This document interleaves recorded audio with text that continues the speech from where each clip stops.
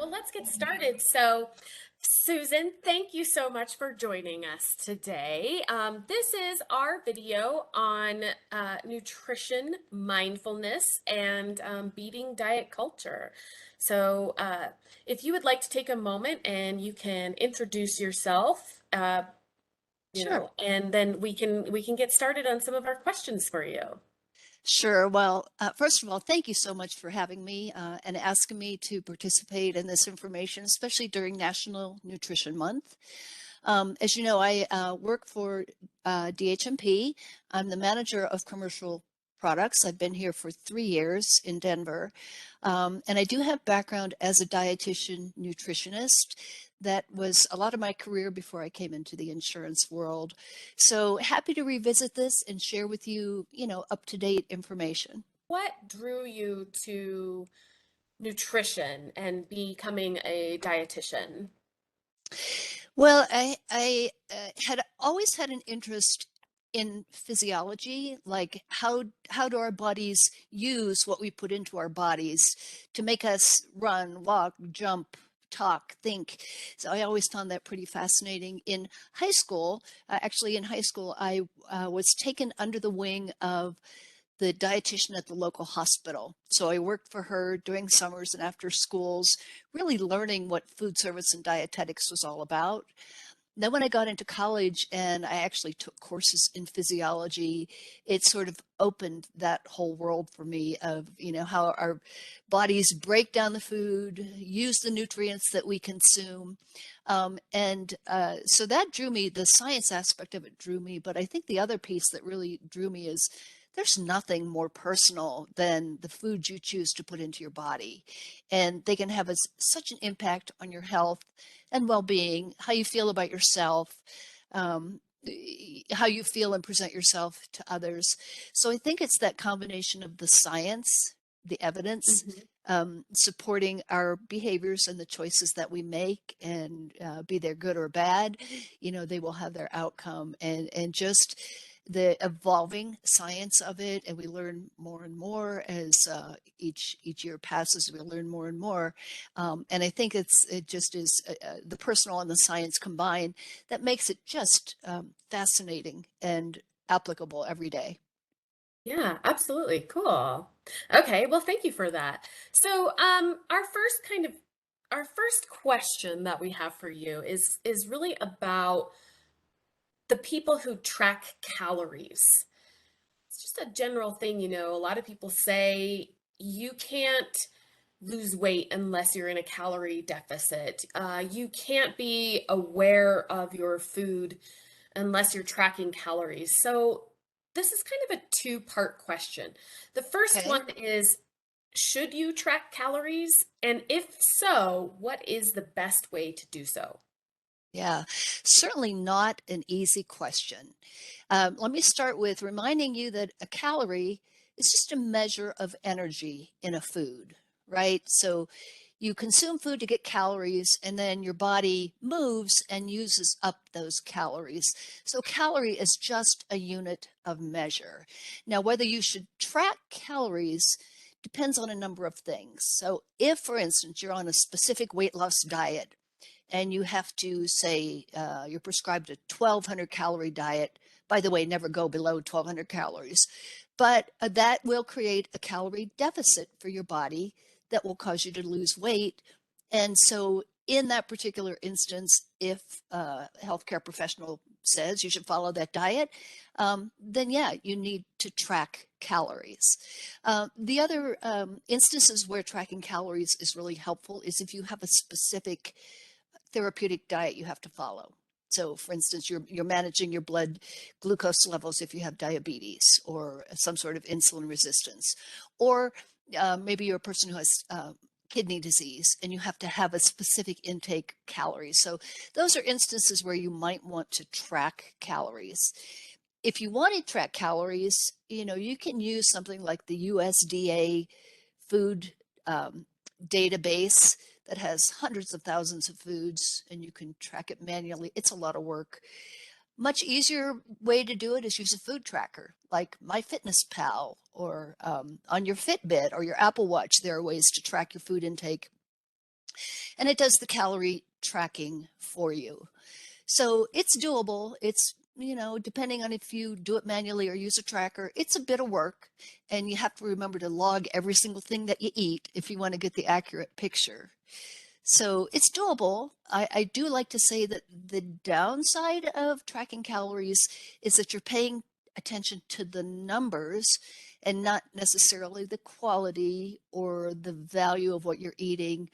And you're also not paying attention to your own body's cues of, does this taste good? Does this feel good? Does this fill me up?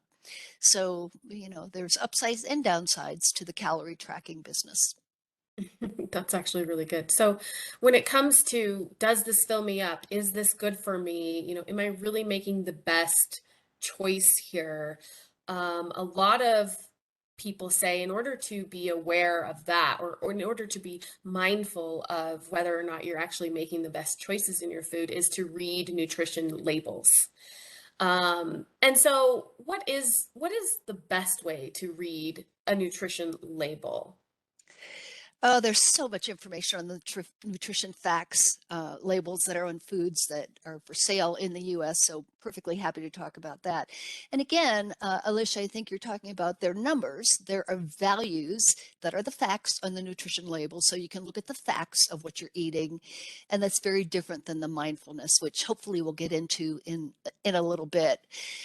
When you're looking at the nutrition facts label on a package, the first thing I encourage people to look at is, what is that serving size, right? So I have a little snack Mhm. pack here, crackers, right? You might Yeah. recognize these little Mhm. crackers. Well, this serving size is in pieces, and if you eat 51 pieces of these little crackers, that'll give you that's 6 servings. One serving is 51 pieces. That'll give you Oh, 140 wow. calories. So you have to Wow, count out okay. 51 of these. I don't know, you could do that. Another example I have is, oh, pardon me. Um, Another example I have, and I think this is a good one, it's a trail mix, right? Everybody can eat a trail mix. This is about 140 calories, but the serving is a quarter cup, that'll fill maybe the palm of your hand. So serving size is really important, because serving size is not the same as the portion size that you're going to eat. So, Wow. right. So the next thing to look at is, okay, if that serving size is 140 calories and I'm going to eat half a cup rather than a quarter cup, well, then you double the calories. So those two are really, really important to look at. On the nutrition facts label, you can find the percentages of carbohydrates, um, fats, and protein for the average, say, 2,000 calorie diet in the US. So you can see how much that food contributes to your intake throughout the day. You can also see, how much cholesterol is in that food, how much sodium, because sometimes you have to pay attention to those if you're watching certain health aspects of your diet. And you can see also vitamins and minerals that are components of that particular food, and that will vary on the food product. So the nutrition facts label tell you a lot about the values or the nutrition components of the food that you're eating. The other part of a label that's really important, and it's separate from the nutrition facts, but it's the ingredients label.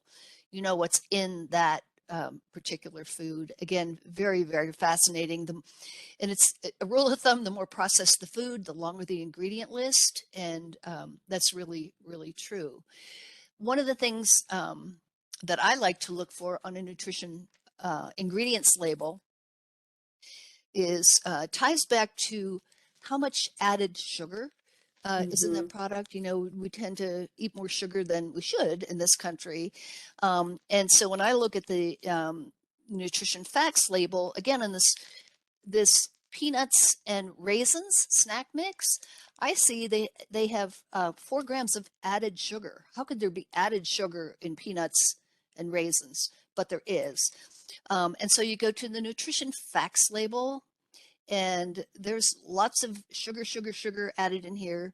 There's also high fructose corn syrup, which Mm, you probably want to watch out for as well. So yeah. nutrition facts and nutrition ingredients on your label, really, really informative to help you make healthier, good food choices. So, the Interesting. next question is about a healthy relationship with food.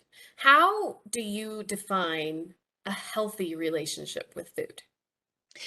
Oh, that's such an important question because again, that gets really personal, right? Each person has to decide what is my relationship with food?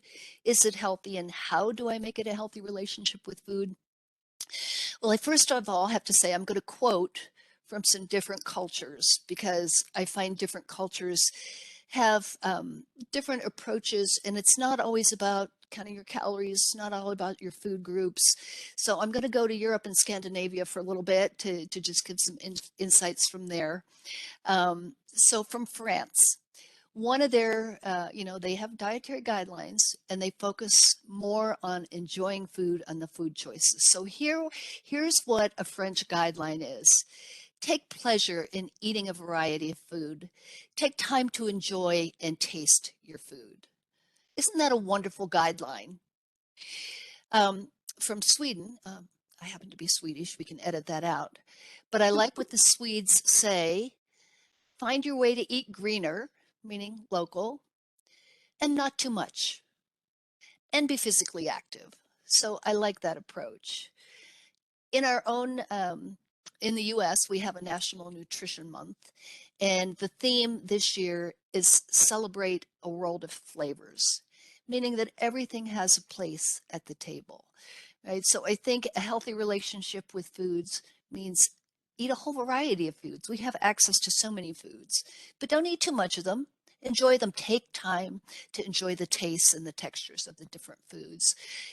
The other part of a healthy relationship with food is knowing how your body's going to react to that food. Do you really know when you're hungry, right? Or is it just that you saw that Mhm. ad on TV that made you think, I really want to have that? That sounds good. I want to have that right now. Or are you thirsty?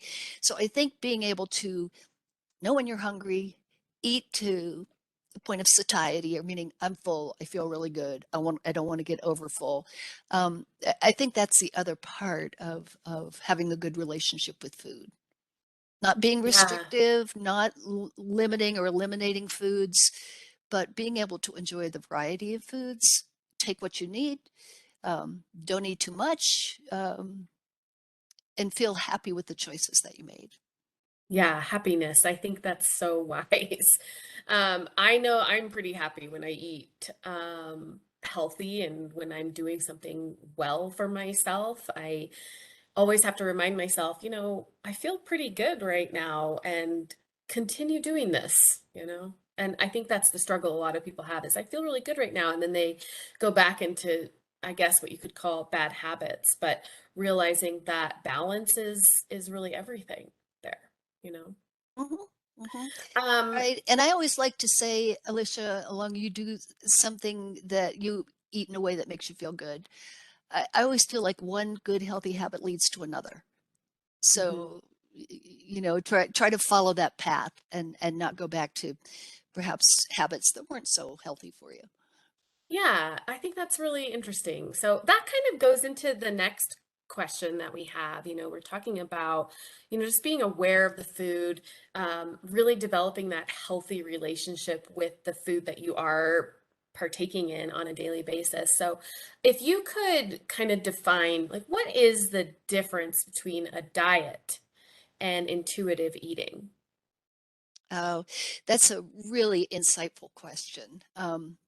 And diet talk and diets are everywhere. I mean, every time you look at the TV or pick up a magazine, I mean, it's all diets, diets, diets, and they're all on sale. Isn't that amazing? Um, so how I perceive the difference between a diet and then intuitive eating is a diet is more prescriptive. A diet is like you're going to have this to eat at every meal, and you're going to have this many calories in a day, and you're going to eat at these times. It's very prescriptive.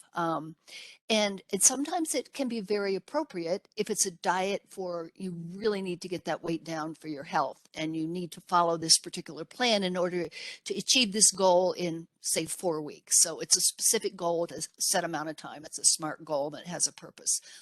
Or a diet, like I said, in a clinical sense to treat some medical condition is also very appropriate. I'm thinking, diabetes, renal failure, other conditions that require attention to the whole diet and particular components in the diet. But when it comes to weight loss or weight management in the long term, these diets are going to get you to the goal. All diets are going to work to help you lose weight. But what you eventually want to move into is more intuitive eating so that you're able to eat what you enjoy in the right amounts that make you feel good to help you maintain that weight. So intuitive eating goes from prescriptive to being more cognizant of your own body's cues, knowing when you're really hungry, knowing how that food feels when you start to eat it, and taking time to really acknowledge that food, this is how it's going to take me time to chew this. This is how it feels. This is how it tastes. And then acknowledging after a few minutes, oh, this food is starting to make me feel full. Part of the journey also you'll hear some people talk about is if you're taking time to appreciate that the food that's on your plate and you're doing intuitive eating, it also helps you appreciate the journey that that food took to get from the farm or the manufacturer to your plate. That's part of intuitive eating as well, being aware of the environmental factors that contributed to the food being on your plate. So, but really the intuitive part is acknowledging that you're eating to satisfy hunger, knowing when you're full, knowing when you're really hungry. I mention that because in my work in nutrition and dietetics, I've worked with many, many people on the weight loss journey who said, I don't know when I'm hungry. I really don't know when I'm full. And so those are skills, intuitive abilities that can be relearned. Could you kind of talk about diet culture and what that means? In the diet culture, I've also heard of it as fat shaming, body shaming. When I hear of 12-year-olds talking about, I'm too fat, I need to be thin, that is definitely a sign of our culture. Um, in a way, I think that is starting to change because if you notice in any of the advertising anywhere and any of the more so on TV than on in the movies, but I see a lot more diversity in terms of shapes and sizes than even 2 years ago. So I think there is some recognition that, oh yeah, it's okay to have different size bodies and different shapes, and we don't all have to be stick thin. Although the runway models certainly still Yeah, are. they still Um, are. yeah, and I think this emphasis on thinness, like I said, I think we're starting to see different images, but at the same time, we're every day barraged with these ads for weight loss, weight loss, weight loss, right? And it causes people to stop and think about, boy, do I really need to lose weight? I will tell you that in doing some research about diet culture, it is a massive, massive industry. The weight loss industry is so massive. It's over $450 billion. It's Mhm. just immense.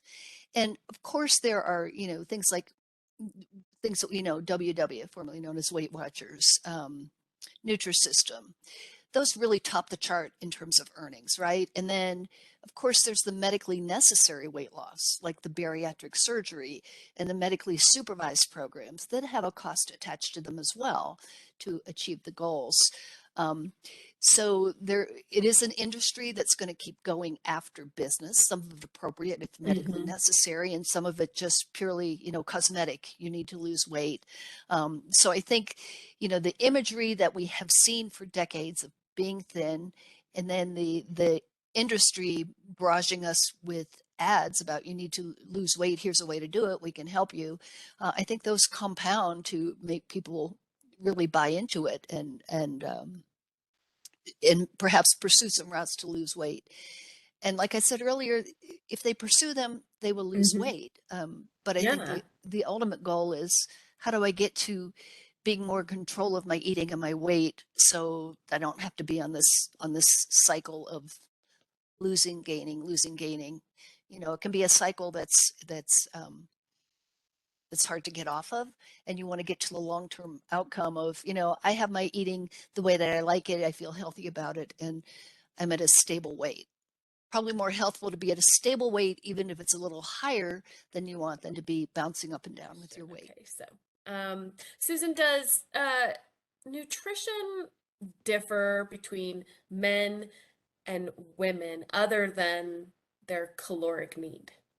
Yeah, good question. And, you often hear from women, it's like, oh, he lost weight so much more quickly than I did, and that's not fair. Well, it's not fair because our bodies are different, right? Males and females are different. And typically, yes, the calorie needs for males are higher simply because they have, first of all, greater body mass. And also, men are just built with more muscle tissue than women have. I mean, that's just the way it is. So, um, because of that, though, because of the body composition, because of the lean muscle mass that males tend to have more of, their calorie needs are going to be higher, right? And their protein needs are going to be higher simply because of that muscle mass.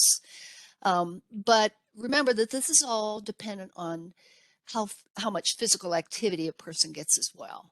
So, a female speed skater or a female athlete may have energy requirements as high as an average male, right?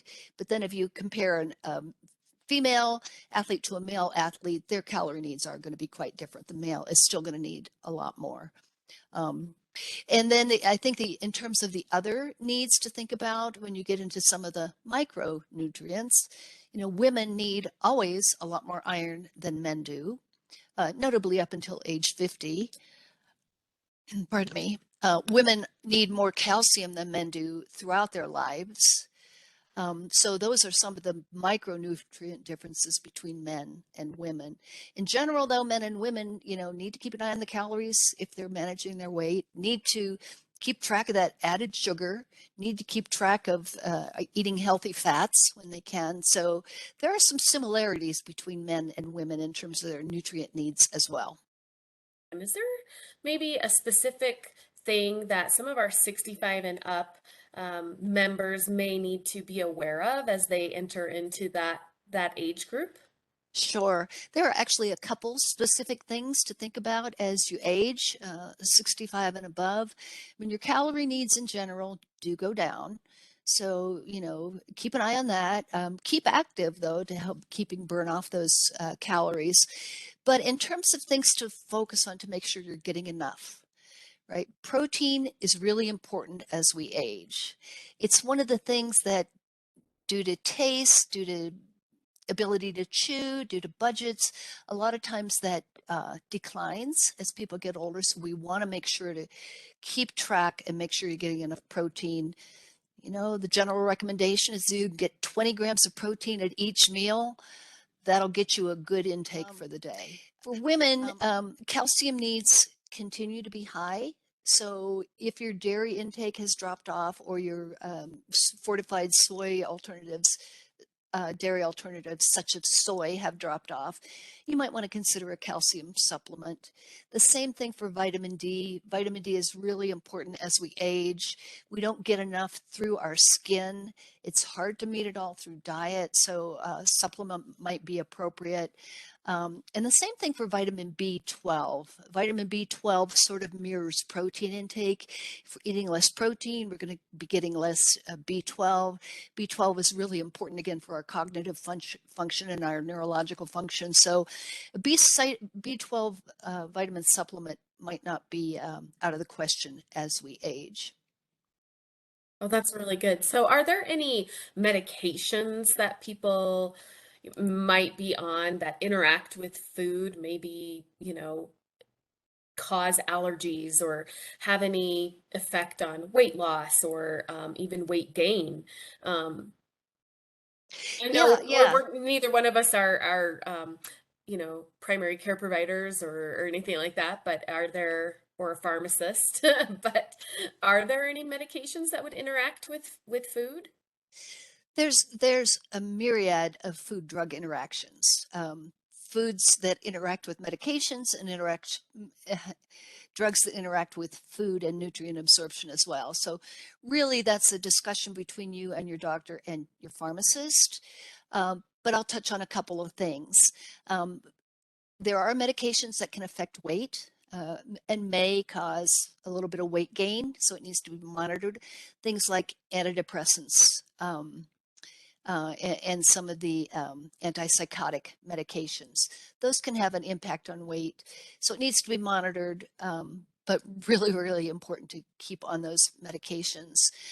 Other types of food and drug interactions are, some foods that you eat can interfere with the effectiveness of the medication. I'm thinking of warfarin, Coumadin, a blood thinner. That's why you hear about, well, you can't have grapefruit when you're on that particular medication because it interferes with the blood clotting abilities. And then there are other foods that can interact with the medication in terms of, calcium channel blockers. You have to be careful of watching the calcium in your diet because of that. So another example of food drug interaction. There's a whole myriad. Check with your pharmacist, check with your doctor to make sure that you're addressing them appropriately, both medically with the prescription and through your diet as well.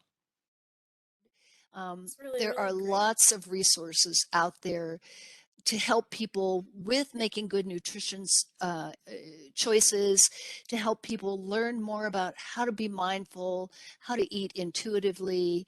There are plenty of recommendations out there in terms of, do I need to lose weight? How do I calculate my BMI? How do I choose a good weight loss diet for me? A lot of these sources are from our federal government. So NIH, National Institutes of Health, are good sources. The American Academy of Nutrition and Dietetics is another good source. I love their website. You can go to eatright.org and get access to a lot of information. American Heart Association has information on sodium intake and in general healthy eating. Same with American Diabetes Association. They have good dietary guidelines and a lot of information about carbs and sugar as well, as you can imagine. And then I would recommend also looking at the dietary guidelines for Americans, because they talk about, of course, your food groups and how many you should have. They talk about enjoying your food. They also talk about physical activity. And as any dietitian can tell you, you can't talk about with nutrition without talking about physical activity as well. So that's another whole subject. So Yeah, thank you. absolutely. Well, it's awesome. It's so awesome to have you. And I think kind of just the last thing we want to talk about, is we want to make sure that we're eating things that we enjoy, things that make us feel good. And so, do you have a go-to meal or go-to foods that you eat that make you feel good? Um, I have my protein smoothies. I have my protein fortified oatmeal. Um, I have my eggs because I need them as a source of protein. And can I tell you my vice? Yes, of Because course. everything fits at the table.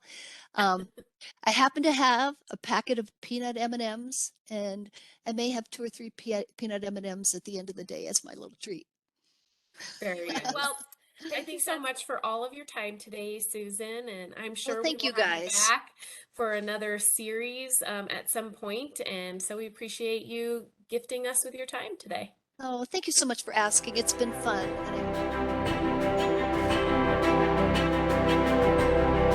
And